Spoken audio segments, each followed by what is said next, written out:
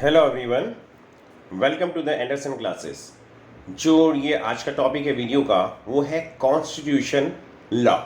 उसके अंदर हम आज जो डिस्कस करने जा रहे हैं वो कॉन्स्टिट्यूशन के बारे में डिस्कस करने जा रहे हैं कि आखिर जो कॉन्स्टिट्यूशन हमारा है वो यूनिटरी है या फेडरल है। तो मैं आपको ये बताऊं कि हमारे एक फेमस स्कॉलर हुए केसी सर, उनके अकॉर्डिंग ये क्वासी फेडरल है, यानी इसमें यूनिटरी के फंक्शंस भी हैं और फेडरल के फंक्शंस भी हैं, दोनों के। तो यूनिटरी मतलब power in the central, federal मतलब power in the central and the state, दोनों में हूँ। तो क्या होता है, अब हम डिस्कस करते हैं नेचर ऑफ द कॉन्स्टिट्यूशन। तो नेचर ऑफ कॉन्स्टिट्यूशन जैसा कि मैंने बताया यूनिटरी और फेडरल है। तो यूनिटरी के क्या क्या एलिमेंट्स हो सकते हैं? यूनिटरी के एलिमेंट्स है जैसे फर्स्ट जैसे सर्विसेज, यानी जो सर्विसेज हैं वो जैसे कि आईपीएस, आईएफएस, यानी ये सेंट्रल लेवल पर है। Indian administrative services, Indian police services, Indian foreign services, Indian forest services like that, Indian revenue services. तो इस तरह की जो सर्विसेज हैं ये ऑल इंडिया लेवल पे है। सेकंड फीचर है, जो सेकंड एलिमेंट है वो है इलेक्शन कमीशन, यानी इलेक्शन कमीशन जो सेंटर के द्वारा अपॉइंट किया जाता है वही कंडक्ट करता है इलेक्शंस एक्सक्यूज मी, चाहे वो स्टेट के हो या सेंट्रल के, यानी पार्लियामेंट के लिए हो या लेजिस्लेटिव असेंबली के लिए हो। नेक्स्ट आता है इमरजेंसी। इमरजेंसी एक दूसरा जो एलिमेंट है इमरजेंसी, यानी proclamation of emergency in case of किसी भी तरह की कोई प्रॉब्लम आती है तो सेंट्रल लेवल पे इमरजेंसी लगा दी जाती है, जो एक यूनिटरी फंक्शन है। तीन तरह की जैसे इमरजेंसी मेनली नेशनल इमरजेंसी लगती हैं, सिक्योरिटी रीजन के कारण से, constitutional machinery failure and financial crisis के कारण से। तो आर्टिकल 352, 356 और 360 के अंदर ये नेशनल इमरजेंसी लगाई जाती है। नेक्स्ट आता है जो कि क्रिएट स्टेट, यानी कि जो सेंट्रल के पास में पावर है नया स्टेट क्रिएट करने का। जैसे अभी आपने थोड़े टाइम पहले सुना होगा तेलंगाना नया स्टेट बना था, या जैसे छत्तीसगढ़ नया स्टेट बना था। यानी स्टेट के पास में पावर नहीं है कि वो नया स्टेट बना सके, सेंट्रल के पास में पावर है, जो कि एक ये यूनिटरी फीचर आया। नेक्स्ट आता है जो वो है सिटीजनशिप, यानी सिंगल सिटीजनशिप है, यानी इंडिया मतलब इंडियन सिटीजनशिप मिलेगी, स्टेट की नहीं मिलेगी। Then governor, appointment of the governor, यानी हर एक्सक्यूज मी हर स्टेट के अंदर अपॉइंटमेंट होगा गवर्नर का, जो कि प्रेसिडेंट के द्वारा किया जाता है।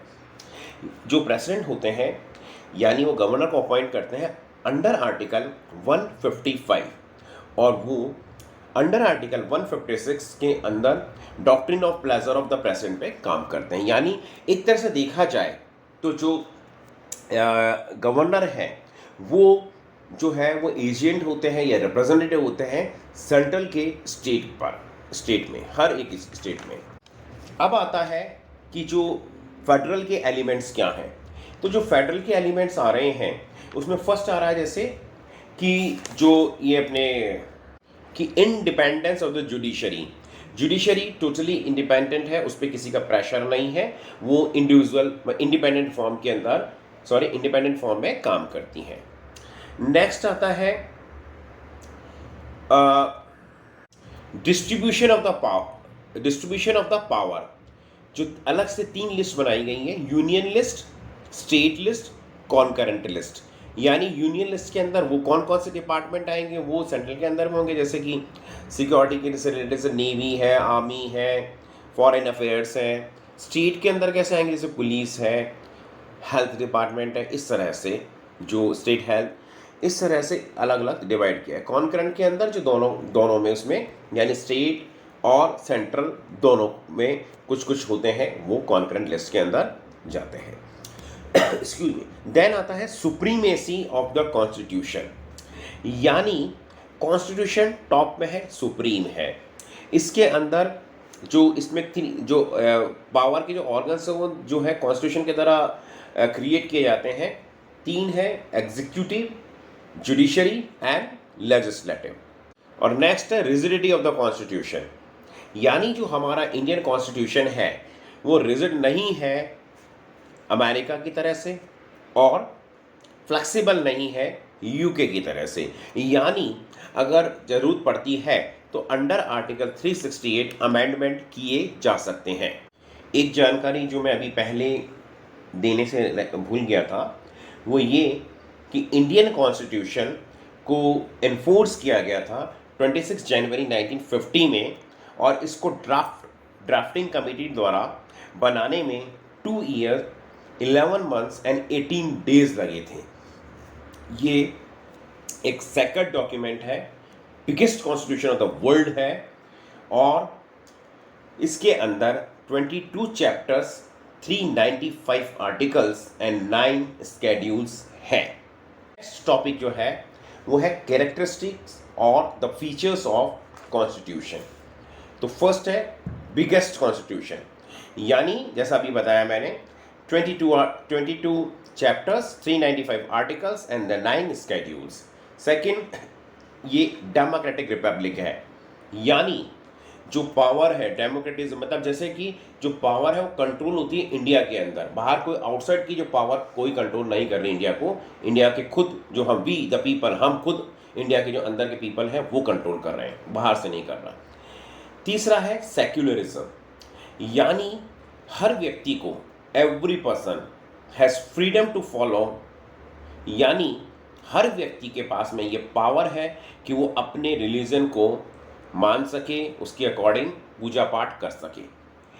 ये वाला जो 3 वर्ड हमारे जो प्रेम्बल के अंदर जोड़े गए थे 1976 में 42nd अमेंडमेंट के द्वारा, वो 3 वर्ड थे secularism, socialism and integrity. Next है फंडामेंटल राइट्स।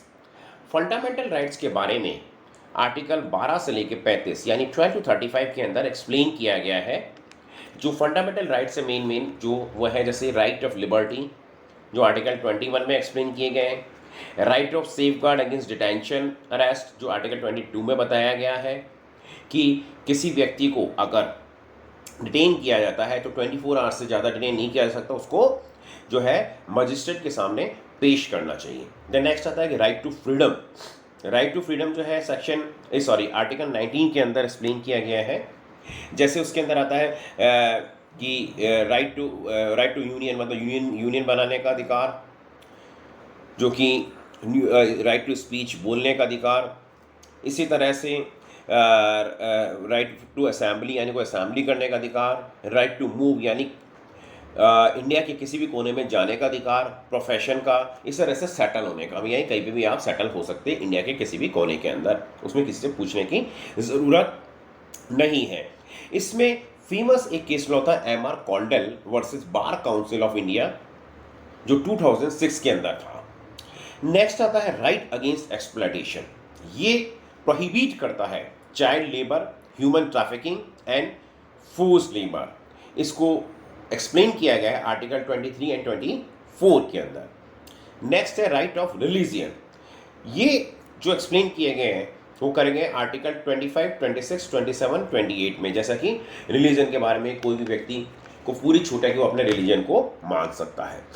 नेक्स्ट आता है राइट टू कॉन्स्टिट्यूशनल रेमेडीज, यानी हमारे पास में ये अधिकार है कि हमारे कोई भी किस तरह से कॉन्स्टिट्यूशनल रेमेडीज़ के बारे में अगर हमको हमारे अधिकारों का हनन होता है तो हम आर्टिकल 32 में सुप्रीम कोर्ट के अंदर ऑनरेबल सुप्रीम कोर्ट में रिट लगा सकते हैं, या जो आर्टिकल 226 के अंदर ऑनरेबल हाई कोर्ट के अंदर रिट लगा सकते हैं, जो कि इन्फ्रिंजमेंट ऑफ जो अपना ये आर्टिकल 32 में जो सुप्रीम कोर्ट में जो लगेगी रेट, वो लगेगी इन्फ्रिंजमेंट ऑफ फंडामेंटल राइट्स, और जो अपन जो इसमें लगाएंगे हाई कोर्ट में वो लगेगी infringement of constitutional right, legal right और फंडामेंटल राइट्स। नेक्स्ट है राइट टू इक्वालिटी जो आर्टिकल 14 से 18 14 to 18 के अंदर एक्सप्लेन किए गए हैं। इसमें ये कहा है कि there should be no discrimination according to gender, race, religion. Next आता है right of educational right. Education right वाला जो ये है आर्टिकल 21A के अंदर 86 अमेंडमेंट यानी 2002 के अंदर ऐड किया गया था। इसके अकॉर्डिंग 6 से 14 साल के बच्चों को फ्री एजुकेशन और कंपलसरी एजुकेशन दी जानी चाहिए। जो नेक्स्ट फीचर है जो कॉन्स्टिट्यूशन का, वो है पार्लियामेंट्री गवर्नेंस, यानी यहाँ पे हमारे पार्लियामेंट्री फॉर्म ऑफ गवर्नेंस है। नेक्स्ट आ जाता है फंडामेंटल ड्यूटीज़। फंडामेंटल ड्यूटीज़ जो हैं वो एक्सप्लेन की गई हैं। उनके अंदर हमारे जो कुछ कुछ ड्यूटीज़ आ रही हैं वो जैसे कि respect of the national flag and the anthem, यानी सभी व्यक्ति को नेशनल जो हमारा फ्लैग है तिरंगा और जो एंथम है उसका रेस्पेक्ट करना होगा। उसके अलावा जो हमारे नोबल आइडियल्स हैं उनको, जो फ्रीडम फाइटर स्ट्रगल जिनने फ्रीडम के लिए स्ट्रगल किया, उनको फॉलो करना होगा। हमको अपनी प्रॉपर्टी जो पब्लिक प्रॉपर्टी है उसको संभाल के रखना है, सेफ गार्ड, यानी उसको ख़राब नहीं करना है। हमको स्ट्राइव टूवर्ड्स एक्सीलेंस, इन एक्सीलेंस की तरफ बढ़ना है और साइंटिफिक टेम्पर डेवलप करना है। हमारे को हमारे कल्चर की वैल्यू करनी है, हमारे को हमारे एनवायरनमेंट की को प्रोटेक्ट करना है, यूनिटी बना के रखनी है, हमको अपने कंट्री को डिफेंड करना है और हार्मनी को प्रमोट करना है। नेक्स्ट फीचर है coordination of rigidity and flexibility, यानी इंडियन कॉन्स्टिट्यूशन फ्लेक्सिबल भी है, रिजिड भी है। फ्लेक्सिबल कैसे है, यानी कि अंडर आर्टिकल 368 हम अमेंडमेंट्स लगा के उसमें कोई चेंजेस करना चाहे तो कर सकते हैं। Then decentralisation of the power. Power जो है अमंग द पीपल है, यानी किसी एक व्यक्ति के हाथ में सारी पावर नहीं दी गई है, डिवाइड की गई है, मतलब अमंग द पीपल। नेक्स्ट है एडल्ट सफरेज, यानी आर्टिकल 326 के अंदर प्रोवाइड कराता है एडल्ट सफरेज के बारे में, यानी कोई डिस्क्रिमिनेशन नहीं होना चाहिए और कास्टिंग ऑफ वोट की जो एज है वो 18 ईयर इसमें कर दी गई है। फिर नेक्स्ट फीचर है directive principle of the state, यानी स्टेट को कुछ डायरेक्शंस दिए गए, उनके ये प्रिंसिपल होना चाहिए कि वो जो ये चैप्टर 4 में एक्सप्लेन किया गया है कि जो पीपल, मतलब यानी हम जो लोग हैं जो भी स्टेट में, मतलब जो भी मतलब स्टेट की यानी कंट्री की ये रहती है कि हमारा लिविंग स्टैंडर्ड को मेंटेन करें, फ्री एजुकेशन दे चिल्ड्रन को, जस्टिस फॉर एवरीवन हो, equal pay for equal work हो, economic security during old age and sickness हो, यानी बीमार हो रहे हैं तब हो। नेक्स्ट फीचर आता है सिंगल सिटीजनशिप, यानी सिटीजनशिप इंडिया में सिंगल है, अलग अलग स्टेट में अलग अलग नहीं है, इंडिया की सिटीजनशिप मिल रही है। Then judiciary.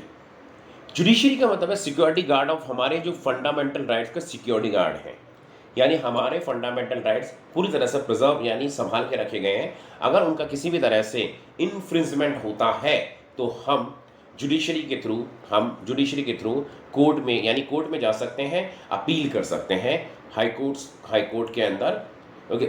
जो मैंने 3 बताए थे, कॉन्स्टिट्यूशन राइट्स, लीगल राइट्स और फंडामेंटल राइट्स के लिए हाई कोर्ट में,